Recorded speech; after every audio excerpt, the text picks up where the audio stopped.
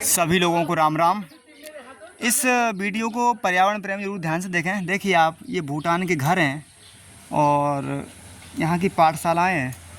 तो यहाँ कितनी चिंता की गई है, चाहे वो पेड़ पौधे हों, चाहे वो यहाँ बनाए गए घर में प्रयोग होने वाली लकड़ियाँ हों, बाँस हों, तो बहुत सब कुछ अद्भुत है, अपने आप में अनुपम है। तो मैं आप लोगों से यही कहूँगा, देखिए आप, यहाँ के जो घर हैं वो पेड़ पौधों के मध्य में बसे हुए हैं, यानी चारों ओर पेड़ पौधे हैं। बहुत ही अद्भुत अनुपम दृश्य है। मैं इस विषय को लेकर यही कहूँगा कि हम अपने बड़ी बड़ी सिटियों में बड़े बड़े घर बना रहे हैं जिनमें एसी, कूलर, पंखा यानी तमाम साधन, लेकिन दूसरी ओर हम देख सकते हैं ये भूटान है, यहाँ प्रकृति की पूरी चिंता की गई है। और कहीं ना कहीं इस विषय को हम हृदय में बसाएं और अपने क्षेत्र में भी पेड़ पौधों की चिंता करें, और जहाँ भी हम रहते हैं वहाँ पेड़ पौधे अवश्य लगाएं। इससे आने वाले समय में निश्चित रूप से अपनी भारत भूमि स्वच्छ होगी, साफ़ होगी।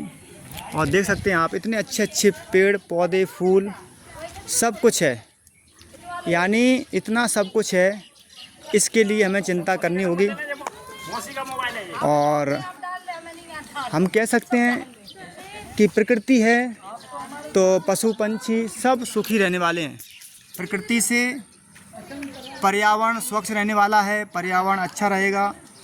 और इसलिए प्रत्येक भारतीय को संकल्प लेना होगा कि हम अपने देश के लिए क्या कर सकते हैं। पेड़ पौधे जितने अधिक हो सकें लगाएं। एक पर्यावरण प्रेमी हमारे बीच भी हैं, आदरणीय गुलाब जी भाई साहब, जो पेड़ पौधे लगाते हैं। मैं उनसे भी पूछूंगा कि उन्हें किस प्रकार की अनुभूति हो रही है भूटान आकर, पहली बार आए हैं, बताइए भाई साहब। सभी को जय श्री राम, वंदे मातरम। आज हम पहुंचे हैं भूटान, जो कि स्वच्छता के क्षेत्र में ये भूटान कितना आगे रहा।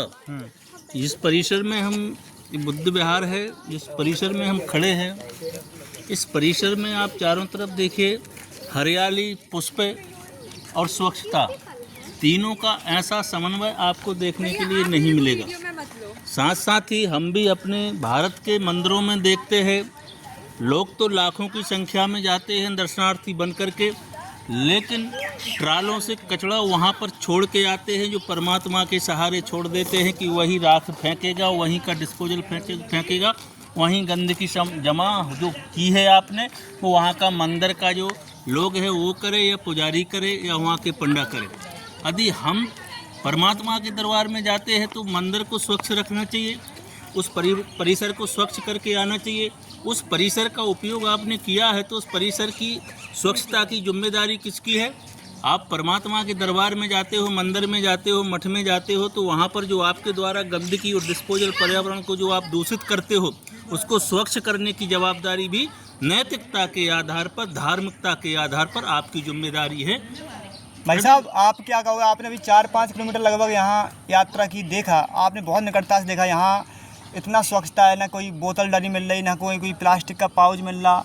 यानी हम कह सकते हैं ऐसा अगर अपने भारत के लोग संकल्प ले रहे हैं तो कितना जल्दी भारत में परिवर्तन आएगा। जब तक मानव अपने कर्तव्यों को, मूल कर्तव्यों को नहीं समझेगा, जब तक ये सुधार होना संभव नहीं है।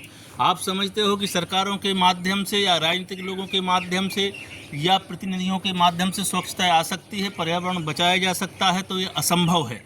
हर परिवार से हर युवक को खड़ा होना पड़ेगा और पर्यावरण के लिए एक वृक्ष का रोपण तो उसको अपने प्रतिवर्ष यदि वो करता है तो असंख्य करोड़ों की तादाद में एक ही वर्ष में वृक्ष हो जाएंगे, जो कि 1000 लोगों के लिए छाया, गांव के लिए छाया, चौपाल के लिए छाया, हर प्रकार से आपकी एक व्यवस्था और सुविधा बन सकती है। उस पर यदि ध्यान नहीं दिया गया तो आने वाले 10 से 20 साल के बीच में हमारे पशु पक्षियों का निश्चित तौर से मृत्यु होगी। आने वाली जो संतान है, जो पीढ़ी है, वो भी ऐसे दुख दर्द से गुजरेगी कि उसका जीवन दूभर हो जाएगा। उसकी जवाबदारी रहेगी वर्तमान की पीढ़ी की। इसलिए कि नैतिकता के आधार पे आप जहाँ भी निवास करते हैं, आपके पास खेत होगा, खलिहान होगा, घर होगा, बाड़ा होगा, कहीं भी है, आप वर्ष में 2-5 पेड़ लगाने का प्रयत्न करें। और यदि इस कार्य में जो लोग काम कर रहे हैं उनको आप कैसे मदद कर सकते हैं, आर्थिक मदद कर सकते हैं, पेड़ दान कर सकते हैं। आप 500 रुपये का 5000 का केक काटते हैं, यदि केक ना काट करके आप 50 पेड़ वहाँ के सामाजिक व्यक्ति को देते हैं तो निश्चित तौर से उन पेड़ों का रोपण करेगा, जो आपके बालक के जन्म उत्सव की एक यादगार बन के रह जाएगी। अपने पूर्वजों के नाम पर, समाधियों के नाम पर, ऐसे ही आप किसी भी जयंती पर ये सब कार्य कर सकते हैं। इसी उद्देश्य से हम लोग आज भूटान आए थे कि यहाँ की स्वच्छता को, यहाँ की एकता को, यहाँ के पर्यावरण को और यहाँ की सुंदरता को और स्वच्छता, इन सब चीज़ों को आपको बता सके, आप तक ये जानकारी दे सके कि स्वच्छता कितनी आवश्यक है, कितनी ज़रूरी है।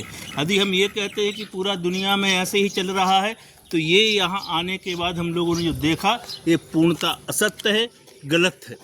तो ये थे हमारे पर्यावरण प्रेमी और राष्ट्र के लिए अपना समर्पित भाव से सेवा करने वाले आदरणीय गुलाब जी भाई साहब। तो मैं आप लोगों से आग्रह करूंगा, सभी भारतीयों से, कि हम सरकार को दोष देते हैं, हम अपने क्षेत्र के लोगों को दोष देते हैं, अरे ट्रेन गंदी है, अरे स्टेशन गंदा है, अरे वहाँ ऐसी गंदगी थी। क्या हम एक छोटा सा संकल्प ले सकते हैं? हम इतना संकल्प लें, छोटा सा, बस संकल्प कोई ज़्यादा नहीं है। हम जहाँ भी जाएँ वहाँ एक थाली गिलास कटोरी लेके जाएँ, हम जहाँ भी जाएँ अपनी पानी की जो कोई भी है गिलास है उसमें ही पानी पिएं, लोटा में। छोटे छोटे संकल्प हैं और कभी नशा ना करें। हमारे बीच बहन जी हैं जो एक पर्यावरण प्रेमी भी हैं और समाज सेविका हैं, शिक्षक हैं। राम राम। मैं भूटान आई हूँ। मैं ऐसा है कि मैं यहाँ पर भूटान आई हूँ तो मुझे ऐसे लगता है कि शायद यहाँ पर बहुत साफ़ सफाई है। अपने भारत में इतनी साफ़ सफाई नहीं रखती है। तो मुझे भारतवासियों से बस इतना अनुरोध करना है कि यहाँ पे पेड़ों की भी बहुत अच्छी व्यवस्था है, तो अच्छे अच्छे पेड़ लगाएं और अपने पर्यावरण को दूषित होने से बचाएं। क्योंकि यहाँ पर जो हमने देखा है तो हमें ऐसे लगता है कि शायद इसी तरह हमारा भारत भी, जैसे अदर कंट्री चमकती हैं, इसी तरह हमारा भारत भी रोशन हो और चमके। राम राम। तो बहुत ही सुंदर। देखिए आप, नारी शक्ति इस प्रकार के विचार हों प्रत्येक भारतीय नारी के तो परिवर्तन संभव है। इन्हीं विचारों के साथ मैं आप सब लोगों से यही कहूँगा कि हम भी, जैसा कि अभी आपने बहन जी के विचारों को सुना, इस प्रकार का संकल्प हम भी लें। सभी माताएं, बहनें, सभी लोग यही संकल्प लें, आओ मिलकर अपनी पावन भारत भूमि को सुंदर, स्वच्छ, निर्मल बनाने में सहभागी बने। इन्हीं विचारों के साथ सभी लोगों को राम राम, जय श्री राम।